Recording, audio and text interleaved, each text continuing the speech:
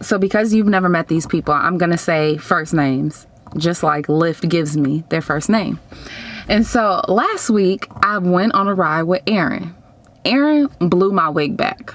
Whatever the conversation was, we landed here at this revelation. Okay. I'm new here. I've always been on the road, but now I'm on the road just a little bit different.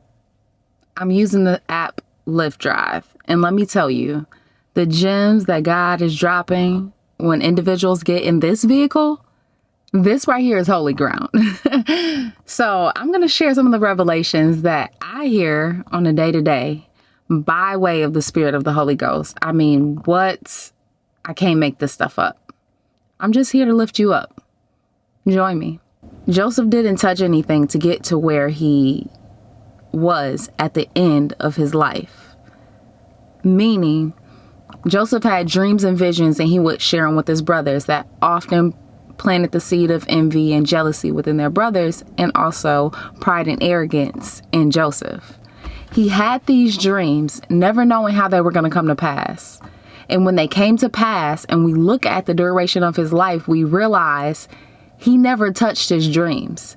He never pieced together a vision, a step-by-step process in how to get to these dreams coming to fruition. You know what he did? He was faithful through it all. Joseph didn't touch a thing. Wherever God sent him, he was faithful. As a slave, he was faithful. When he submitted to his master, and when he became king, although he bumped into some frustration when he had to go back and forgive his brothers, he still was faithful because God didn't allow him to sit in that unforgiveness. He forgave and did what the dream showed him years ago. So I'm talking to ERIN in the car, and I'm laughing because it's as if God is just sharing with me, Tyra, you don't have to touch it. The dream I planted in your heart, the vision I've given you, the ideas you have, you don't have to touch it. Just know when they come to pass that it was me and glorify me. And the only reason that I know that it's him is because they're in my heart, and not everybody knows them. And I'm not sitting here trying to piece together to see if it works. I'm just faithfully serving wherever he tells me to go. What? So my question to you is, are you faithfully serving? 1. 2, are you where he told you to go, or where you thought it would work out and you went? It's easy for us to follow our desires. It's easy for me to fall into a trap of I got to make it and I got to figure out how.